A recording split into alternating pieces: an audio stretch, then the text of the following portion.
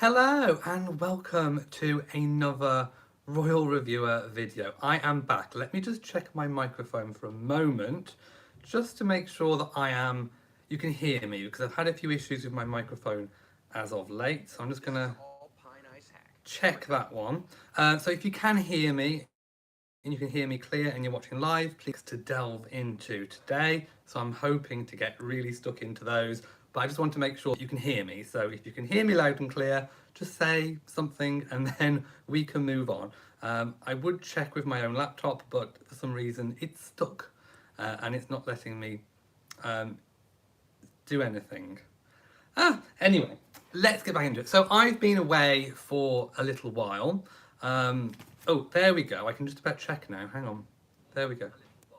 You can hear me. That's good. That's great. Sounds okay. Brilliant. Thank you for letting me know.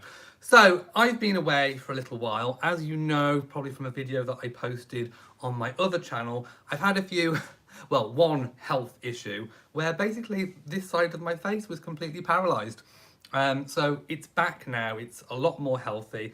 I can talk. I feel a lot better. So thank you for being so patient and waiting for my updates. Now, the reason why I've decided to go for a live chat this time is because I have missed interacting with you guys. And also there's been so much that's happened in the time when I haven't been making royal videos that, I've probably forgotten so many different things that have happened that you might want to talk about. So if you do have anything in particular that you want me to mention or talk about or give my opinion on that I haven't covered over the last month, let me know in the comments and I will get straight onto it. But as you can tell from the title of this video, I do have three royal stories that have stood out for me over the past week. That I want to talk about because I have something to say about them. Thank you for all of the welcome backs. I really do appreciate it.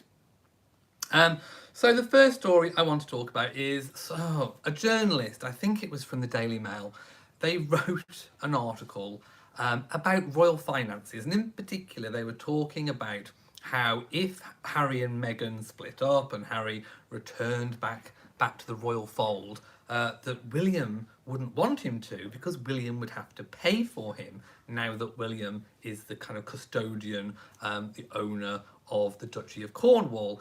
What an absolute load of nonsense. I was seething. I was absolutely seething. Just the level of inaccuracy and ineptitude that has been put out there by journalists that are supposed to know their stuff. They're supposed to have done their research.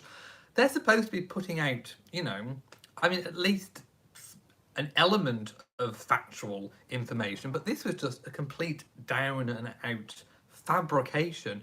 I'm going to cut that story off right from the start because I'm sure certain elements of the internet will have picked up on it and are trying to use it against the royal family and against Prince William and Catherine. Let's shut that down straight away. So this is how it works, and this is the truth.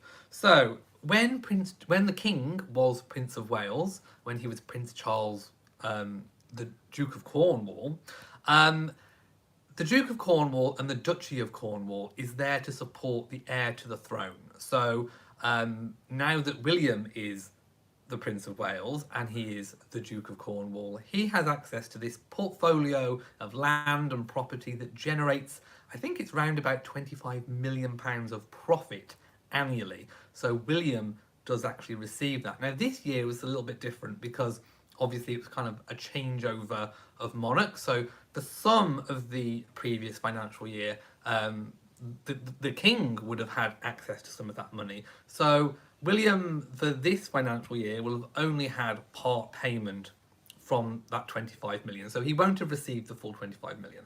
But for next year, if the revenue remains the same, he will receive roughly in the region of about 25 million. So that 25 million pounds is there to support him and his family as in their role as Prince and Princess of Wales, and of course whenever their children, George, Charlotte and Louis, become of age and they start doing royal duties, that money also covers them. It's in exactly the same way that when Prince Charles was the Duke of Cornwall and custodian of the Duchy of Cornwall, that he supported Princess Diana and then in turn Camilla, and he supported William and Harry and their families. But that duty does not fall to William now that Charles is king. William only has to provide and fund the duties and activities of himself, his wife, Catherine, the Princess of Wales, and of course his children when they become of age. Are you with me? I'm hoping that you're with me now. So, going back to Harry, just before Harry and Meghan left the royal family, they'd already started to make a transition in terms of funding. Already there had been a decision that the Queen and Prince Charles would, in like half and half, fund Harry and Meghan's activities. But then, what would have happened had Harry and Meghan remained in the royal family when Charles was king? It would be Charles, under the Duchy of Lancaster and the other funding that the monarch receives, that would be responsible for funding Harry, Meghan, and their children, Archie and Lilibet.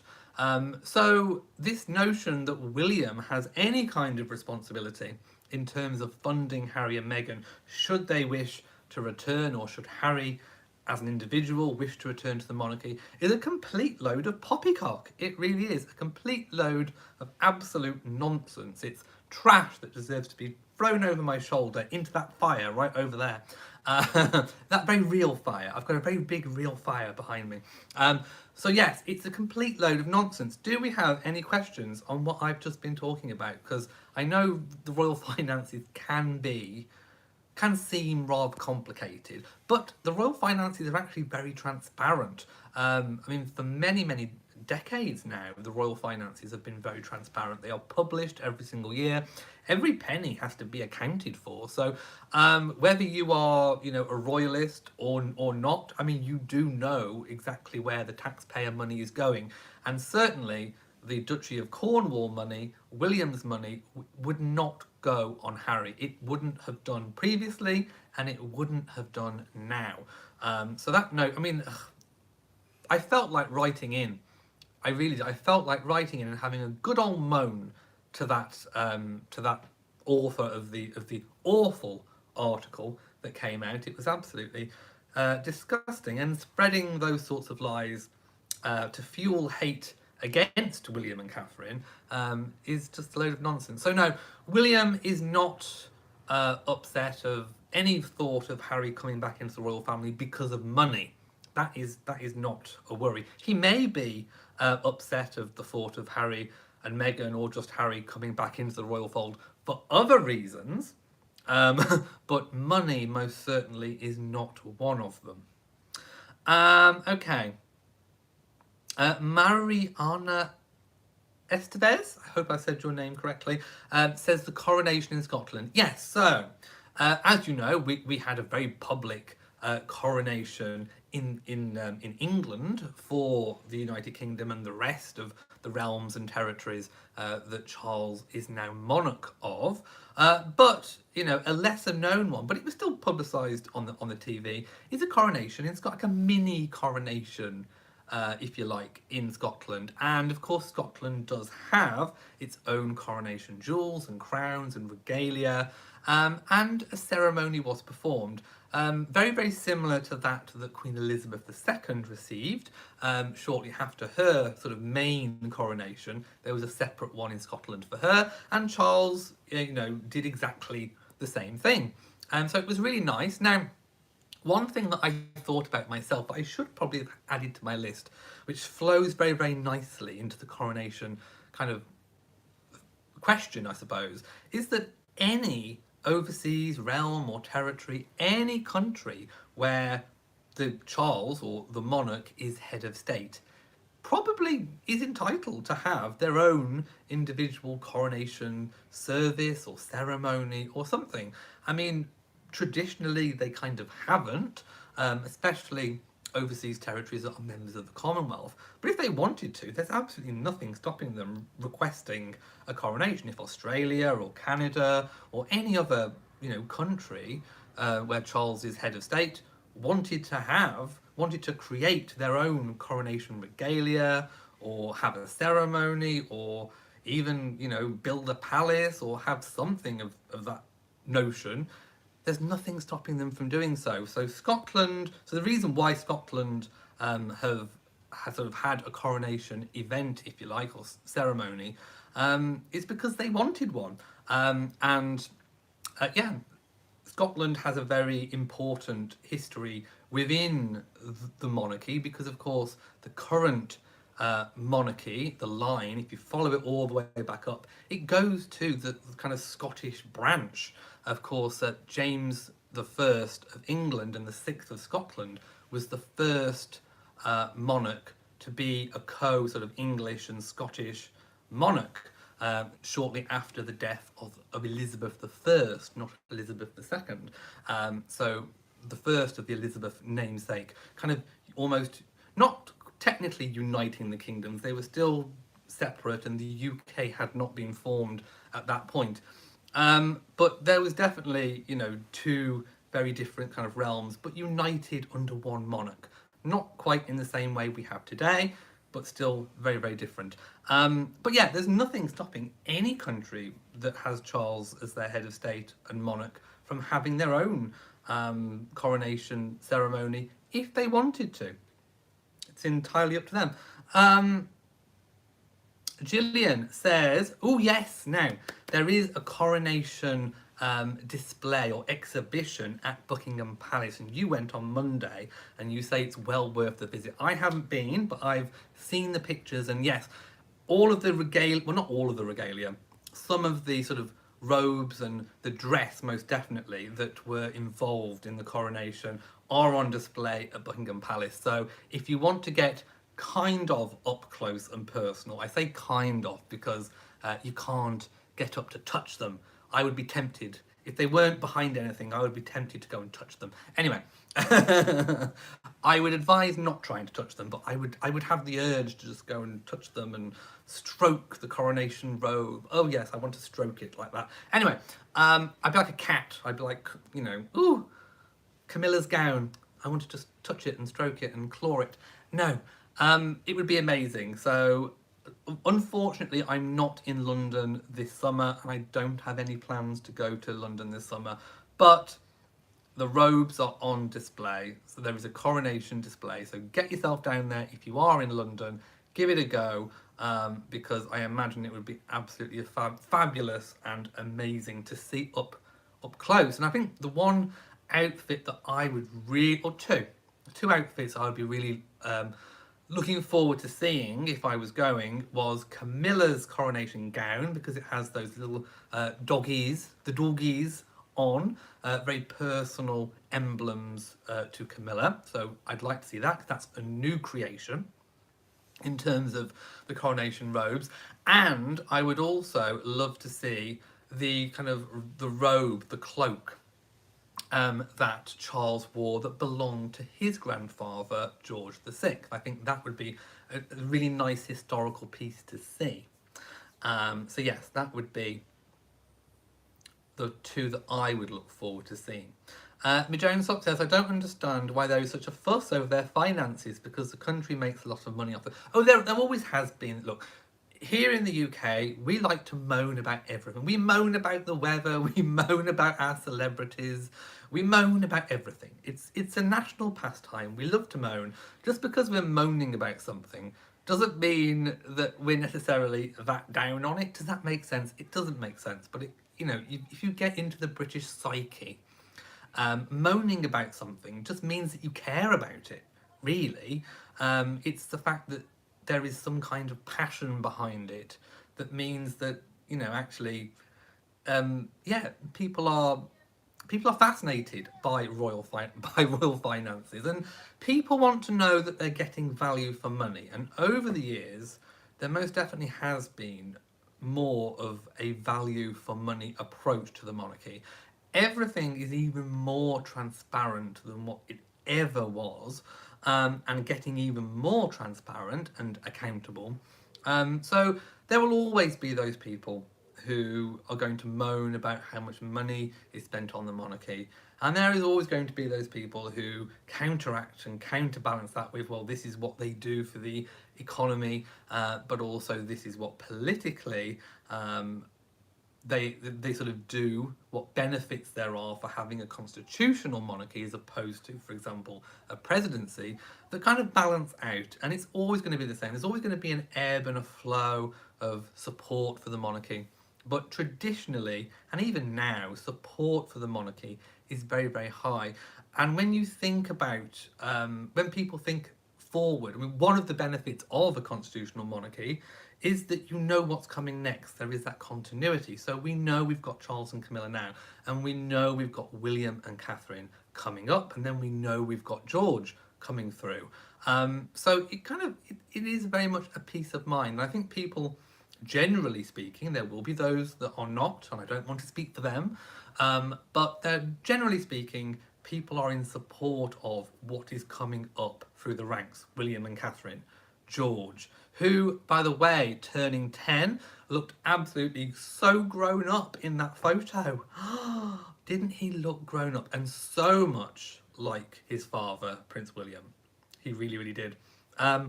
Absolutely amazing. So yeah, a big, a big belated happy birthday to Prince George.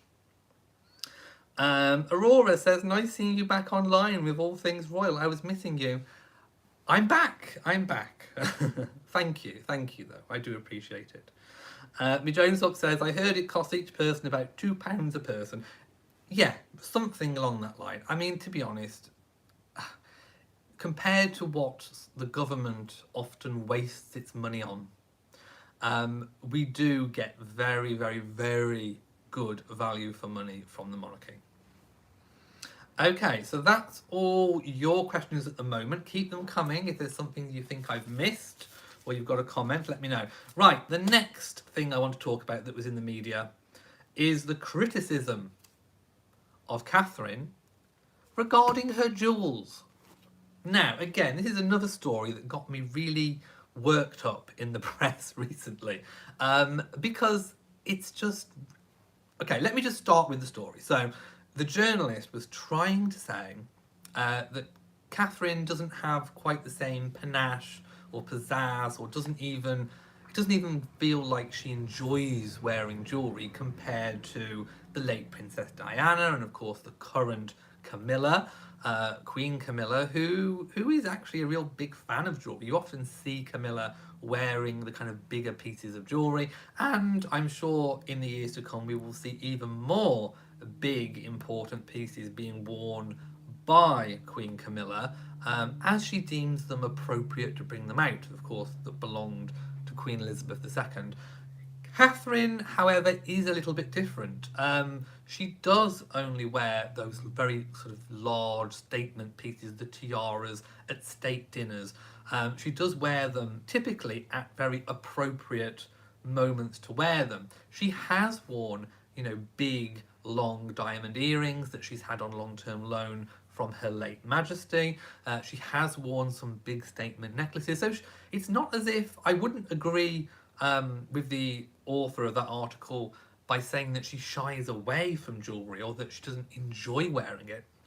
I think the issue is that she tries to balance finding the right occasion to wear these big pieces of jewellery, mixed with this kind of counterbalance of not wanting to look too ostentatious, especially in times of hardship, such as what we're going through now in a cost of living crisis, sort of not wanting to kind of be too overtly showy, kind of a nod to kind of modern trends of, not being too ostentatious, not necessarily showing your wealth, almost being a little bit classy about your approach to jewellery.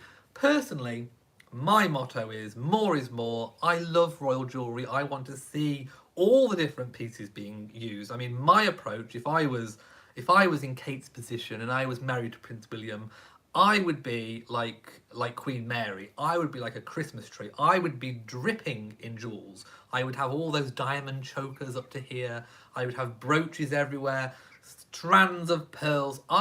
You could put some fairy lights around me, light me up, and I would twinkle and sparkle most brilliantly into the night sky. I really would. That would be my approach. But I do understand that my approach is not necessarily the best approach. And I do think that kind of playing it cool with the jewels is probably a prudent and shrewd move. I mean, one of the things that has been said about Catherine recently, or something that's kind of come out, I think, is actually how strong she is behind the scenes and how much her voice and how much what she has to think and then say, what weight that carries behind the scenes. So I think her approach is probably correct. Her brother said recently that he knows all of her quirks, and everyone has their little quirks, don't they? Some more than others, but everyone has their quirks. And I've always said, if you go back to my chats when I was sat in my kitchen about 5 years ago, doing my Talk of the Crown weekly show, I've said from that point on that Catherine's life would be almost defined in 3 different stages when it comes to her royal life and her jewels. The first was Duchess of Cambridge, and we kind of saw that kind of first incantation, if you like, of jewels by the Cartier halo tiara that she wore, and she didn't wear very many big pieces of jewellery, either on loan or owned by herself during that stage. She wore a few for the appropriate occasion, such as state occasions, which is different to kind of everyday life. And now, as Princess of Wales, she's in a kind of second stage of her royal life, and I think we'll see more big pieces of jewellery coming out. I do think, with regards to jewels, Camilla now obviously, has access to all of the entire collection that Her late Majesty had access to. There will be some jewels that she's not so fond of. There will be some jewels that she kind of really wants, some old favourites that she'll want to stick by. And then there'll be probably some that she's going to loan out to different members of the royal family. I imagine at some point Catherine will probably go and have a look at different brooches. I mean, Catherine is not a very big brooch wearer, is she? She's not known for being a massive brooch wearer. But there are different ways that these jewels can be reimagined and reworked into maybe hair pieces and that kind of thing. So I do think at some point she'll probably go around and have a look at different pieces that maybe Camilla is not so fond of, that might be more appropriate for Catherine. So I think we will be seeing a lot more of these kind of royal jewels. Plus, we have not seen the full extent of what William and Harry inherited from their mother, the late Princess Diana, or Diana, Princess of Wales, to be more correct. We haven't seen all of those jewels. The one piece that I am gagging, literally gagging to see is that amazing Ceylon sapphire. It was a brooch, but it's now that kind of 7-strand pearl necklace choker with that amazing Ceylon sapphire surrounded by diamonds. We have still yet to see that. We still yet to know who got that necklace. Did Meghan get it via Harry? Has Catherine got it to go with more of a kind of sapphire jewellery collection? We don't know. We haven't seen head nor tail of it. And Catherine wore a dress, I forget which event it was, but recently, during the time that I've been absent, she wore this gown or dress or something, and I thought to myself, that 7-strand pearl sapphire and diamond necklace of Diana's would look absolutely stunning with that outfit. She didn't wear it, but I can keep dreaming, and I can't wait until the day when I can see that. Now, she has favoured the Japanese choker in more recent times for kind of more formal necklace wearing. But anyway, I don't think Catherine is shying away from jewellery. I don't think that she doesn't like wearing it. I just think it's an issue of kind of being appropriate and being very slender. I don't think she ever wants jewellery to overpower her. I think she wants to be the one wearing the jewellery, not the jewellery wearing her, is more of my kind of opinion on that. I mean, Joan Swap says, Princess of Wales is class always. She is indeed. And Jenny says, Prince George looked just like his dad. And yes, they've got Diana's eyes and smile. Let me go down and see what people are saying. Christine says, I would like to see Camilla wear the George IV diadem. I was hoping we'd get to see that broken out, if you like, or getting its first airing under the new reign at the coronation. I would have liked to have seen Camilla wearing that to the coronation. She didn't. And I'm still reeling from the no tiaras at the coronation. I really am. But anyway, let's park that issue for now. I'm never going to forget that. Anyway, I think the next time we'll get to see the diadem is at the next state opening of Parliament. I'm pretty convinced.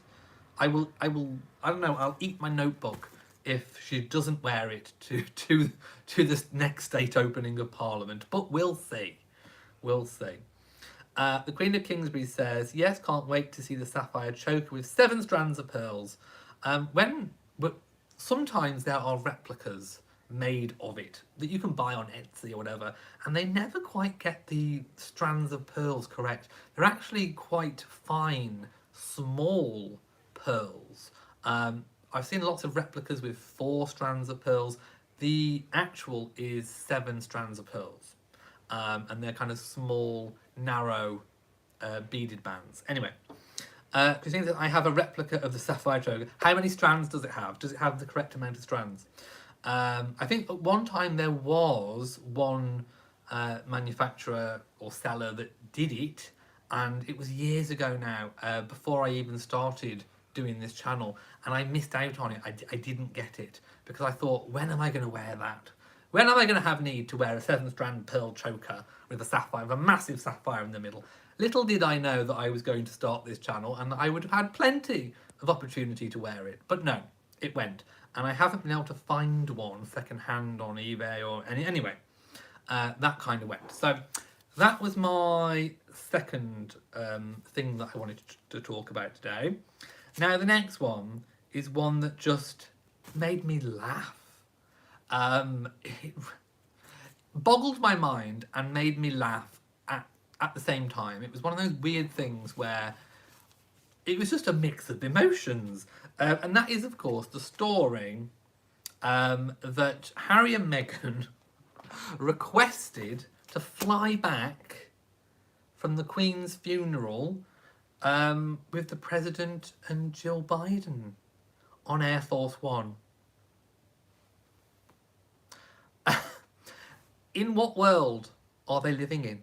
My immediate thought was the audacity, the sheer audacity. After I'd stopped laughing and I blew my nose because it was that funny, I thought, let's think a minute. Let's just get into the psyche of Harry and Meghan at that moment in time. So they were obviously, over, they attended the funeral.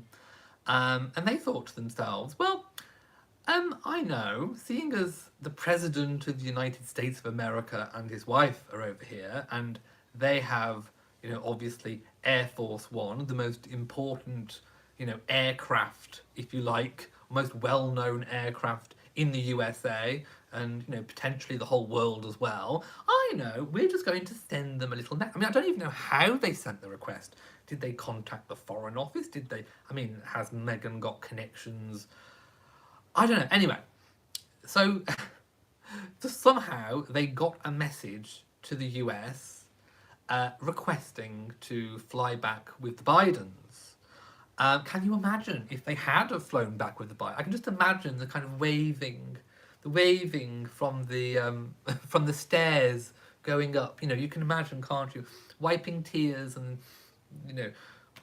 going all the way in. Oh, can you imagine the diplomatic mess that would have caused? What was Harry thinking? Was he being pushed by somebody to make that request? I don't know. Anyway, I can't think by who. Who would be doing the pushing? Anyway, a request was made, and then a request was, well, an answer was given back without even apparently a thought to it. In fact, it wasn't even contemplated. The answer came back immediately. No. No, you most certainly cannot. You know, a private individual who is no longer a working member of the royal family is going to fly back, you know, from such an important occasion as Her late Majesty's funeral back. That would show massive diplomatic. Well, it would have diplomatic implications. It really would, being seen to favour, you know, one over the other. It would have had major backlash. Unfortunately, the Biden administration saw that immediately, put their foot down, and said, "No, just no, you're not going to do it." So, of course, Harry and Meghan then had to, you know, go for the transportation that they were originally going to, which was, of course, their own, you know, sort of flight back, you know, paying for all of that. I mean, how were they going to send their own security back? Or were they planning on relying on Air Force One and, you know, the security that comes with that to go back? I don't know. Anyway, yes, it was a terrible misstep in diplomacy, most definitely. And I think definitely goes to show the level of, what is the right word I'm looking for? I can't think of the word. They don't get it. They just do not get what their decision to step back meant.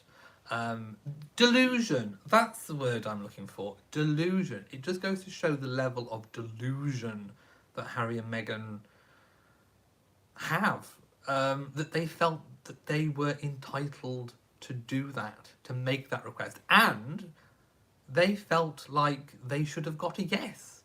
Because why would you make the request if you didn't think that you were going to get a yes from it? Anyway. I'm going delusions of grandeur. Yes, that most definitely is it. But they were put in their place quite squarely. Georgia says, I don't understand why they would want to fly to DC when they live in California, because it would have been on Air Force One. Can you imagine the photo opportunity? Walking up the steps, like I said, turning round to camera, wiping a tear, waving as, you know, I mean, did you think she was Jackie O or something? I mean, I don't know. They just wanted the prestige, absolutely. And Georgia says they don't get it, but I suspect this story. Well, no, apparently it was quite real. Okay, Queen of Kingsbury is mentioning Meghan's political aspirations. So let's talk the state of the Sussexes at the moment. So we've already spoken about William and Catherine and how kind of secure their future is. I think in the UK, their future is completely 100% secure. They are doing well. They are, you know, as some people might want to say, they are killing it. William and Catherine are killing it. They are not making these kind of huge missteps. They are doing their duty. They are working hard.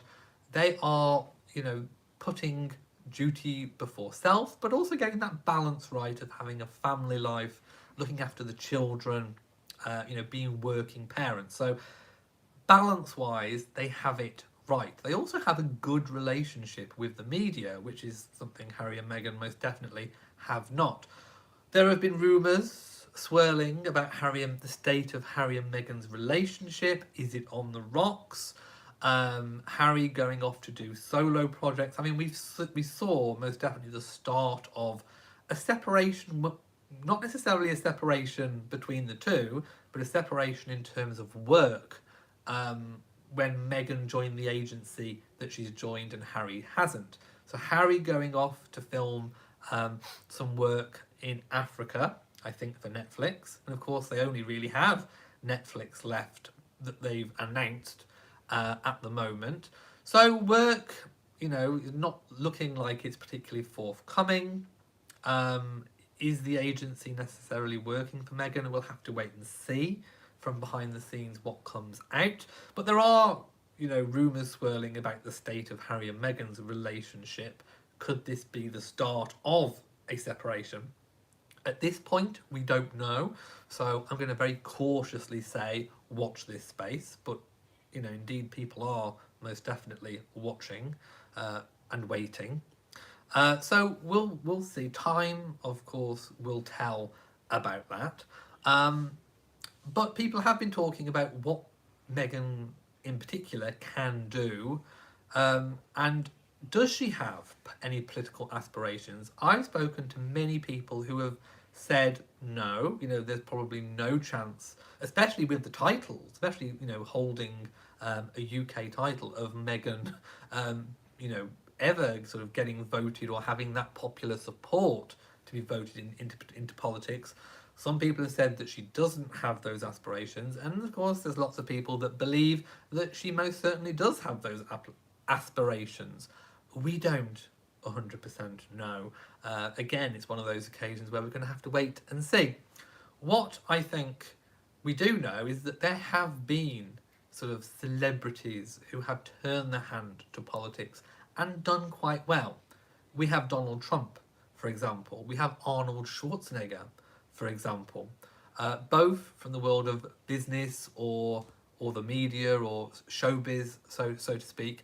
The difference between those two individuals and Meghan is the fact that they have massive, well, they had, or at some point or another, popular support. Whether you agree with either of their politics, at one point, to get to where they got politically, they had enough to get that support from a base. They were able to grow a base. I'm not quite sure that Meghan has that pull and that base to be able to get that far when it comes to politics. I think she would most definitely have to put her head above the parapet and really lay out there what her thoughts and opinions are. Now, of course, back in the TIG days, she didn't necessarily have much problem doing that, but certainly the position that she's in now, whilst having a UK title to her name, would cause a lot of controversy, and everything that she said, every view, would be picked upon and scrutinised to the nth degree. So I think she would have to be careful in what she said and did. There we go. Let's have a look. Ooh, I think we have a troll. I think I've just deleted said troll. There we go. Jenny says Ronald Reagan was an actor turned politician. Like I said, there are examples of that working, but at some point they would have had to have had enough of a fan base or a support base based upon what their views were to be able to take it somewhere. And I'm not quite sure that Meghan has that wide enough appeal and draw to be able to get that far. Like I said, whether you agree with Trump or not, Trump did have enough support to get to where he got. Does Meghan have the same? Christine says Ronald Reagan had way more political experience. Yeah, absolutely. So that was everything on my list that I wanted to talk about. So if you do have any questions or any comments, I'll stay on for another 5 minutes just to see what you've got to say, and then we'll end today's chat. If you are watching this video on catch up and there was something that you really wanted me to talk about or something that I've missed, leave it in the comments section. I do always read the comments, even if I don't always reply to them. So if it's something that I think is important, I might talk about it in the next video. So don't feel left out if you're watching on catch up. Leave a comment and I will try and get to it. Snappy says, good to see you back. Thank you so much. It is really good to be back. Okay, so I think that's pretty much everything that I wanted to talk about at the moment. I'm trying to see if there's anything that I forgot. Obviously, it is coming up. Well, it is the school summer holidays here in the United Kingdom. Children will have 6 weeks off, which means that parents will be very, very, very busy trying to keep them entertained. The royal family are absolutely no exception. William and Catherine will at some point during the summer, they will probably, I think most definitely, visit Balmoral for a summer break. Many of the royals will be attending Balmoral. It's unsure and unclear at the moment exactly how the new king is going to treat the royal year. So everything that we're seeing this year in this kind of coronation year is not necessarily how it's going to pan out in the subsequent years. So a really good full picture of how Charles is going to use all of the different homes and palaces available to him will come from kind of September onwards, because this year has been a little bit up and about, because obviously the transition, the coronation, all of that kind of thing. So next year, I think we'll see a true indication of how Charles plans to use all of the homes and which traditions of his mother's he's going to continue. But I do believe that Balmoral is going to still be used as a royal family summer residence. I still think Charles will be there.